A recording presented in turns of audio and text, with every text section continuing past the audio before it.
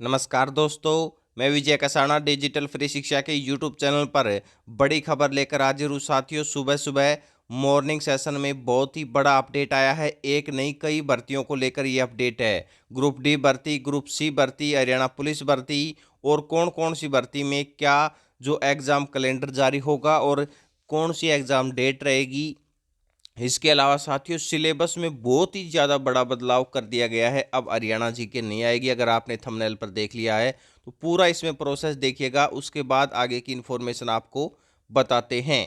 तो सबसे पहले बात कर लेते हैं साथियों पुलिस भर्ती की। हरियाणा पुलिस भर्ती के रूल्स अभी नहीं आए हैं। ये बात चेयरमैन साहब ने कही है कि 5,000 जो मेल कांस्टेबल और 1,000 फीमेल कांस्टेबल की भर्ती होनी है, उसके लिए अभी पुलिस विभाग से जो नियम है वो नहीं मिल पाए हैं। जैसे ही भर्ती नियम प्राप्त होंगे, इस भर्ती की प्रक्रिया आगे शुरू हो जाएगी। सीईटी के लिए ग्रुप सी और ग्रुप डी पदों को भरने का फैसला लिया गया है साथियों, लेकिन क्या बड़ा बदलाव हुआ है वो देख लीजिएगा। भर्ती और सिलेबस विज्ञापन के साथ ही जारी होगा, यानी कि भर्ती जो विज्ञापन जारी होगा वो अब सिलेबस के साथ जारी होगा। साथियों, सिलेबस क्या आएगा, इसमें तो बहुत बड़ा चेंजमेंट कर दिया गया है। दैनिक सवेरा को भोपाल सिंह जी खत्री ने बताया है कि मुख्यमंत्री के प्रधान सचिव के साथ उनकी बैठक हुई है और आयोग ग्रुप सी और ग्रुप डी के पदों के लिए भर्ती कैलेंडर जारी करेगा। इस कैलेंडर के साथ ही पदों की लिखित परीक्षा का सिलेबस भी विज्ञापित किया जाएगा, ताकि जो भी इच्छुक उम्मीदवार है वो तैयारी कर सके। उन्होंने यह भी बताया कि लिखित परीक्षा सामान्य तौर पर जो 75% उसमें जर्नल के क्वेश्चन पूछे जाते हैं और जो 25% क्राइटेरिया हरियाणा जीके का रहता है वो अब चेंज कर दिया गया है। अब होगा साथियों 70% तो सामान्य तौर पर पूछे जाएंगे विषय से, यानी कि सब्जेक्ट से पूछे जाएंगे, और 30% सवालों में कुछ सामान्य ज्ञान के होंगे और 2-4% हरियाणा जीके से जुड़े हुए होंगे, यानी कि हरियाणा जीके हटा दी गई है। उन्होंने बताया कि ग्रुप सी और ग्रुप डी के पदों के लिए चयनित होने वाले उम्मीदवारों को उस विषय से संबंधित जानकारी होनी चाहिए। अभी तक इस तरह के सवाल पूछे जाते हैं जिनकी पद के लिए आवश्यकता ही नहीं है। उन्होंने बताया कि दूसरा मुख्य कारण यह है कि सीईटी में लगभग सामान्य ज्ञान और हरियाणा जीके से संबंधित प्रश्न पूछे जा चुके हैं। तो अब सीईटी के बाद जो परीक्षा होने जा रही है उसमें हरियाणा जीके नहीं पूछी जाएगी। लेकिन साथियों, मामला ग्रुप डी भर्ती को लेकर गड़बड़ाएगा।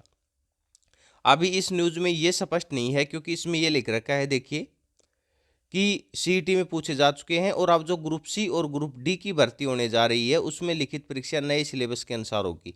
ग्रुप डी का तो सीईटी ये पहला ही एग्जाम है। अब ये कंफर्म नहीं हो पाया है ग्रुप डी एग्जाम में कौन सा जो हरियाणा जीके वाला प्रोसेस अपनाया जाएगा या फिर यही प्रोसेस अपनाया जाएगा, ये कंफर्म नहीं है साथियों। ग्रुप डी एग्जाम की, ग्रुप सी का जो दूसरा एग्जाम है उसने 70% सब्जेक्ट के क्वेश्चन आएंगे। पहले 50% का क्राइटेरिया जो सामने आया था, लेकिन अब 70% इसमें बदलाव कर दिया गया है। 28,000 पद जो एचएसएससी ने वापस लिए थे, अब आयोग के पास लगभग 27,600 पदों का आग्रह पहुंच गया है। अभी तो सीईटी का परिणाम घोषित होने में समय लगेगा, इसलिए ग्रुप सी पदों का विज्ञापन जारी करने में भी देरी हो रही है। अध्यक्ष जी ने कहा है कि सीईटी परिणाम में सामाजिक आर्थिक मानदंड के अंक जोड़ने में थोड़ा समय लग रहा है, इसलिए रिजल्ट घोषित होने में देरी हो रही है। आयोग के 2 कर्मचारी एनटीए कार्यालय भेज दिए गए हैं ताकि सामाजिक आर्थिक मानदंड है वो अच्छे से जोड़ सकें। और उन्होंने यह भी बताया कि 10 जनवरी तक जो सीईटी रिजल्ट है वो संभावित है, इसलिए ग्रुप सी के पद विज्ञापित करने में थोड़ा समय लगेगा। 8-10 दिन बाद ग्रुप सी के पदों का विज्ञापन जारी हो जाएगा, यानी कि रिजल्ट के 8-10 दिन बाद।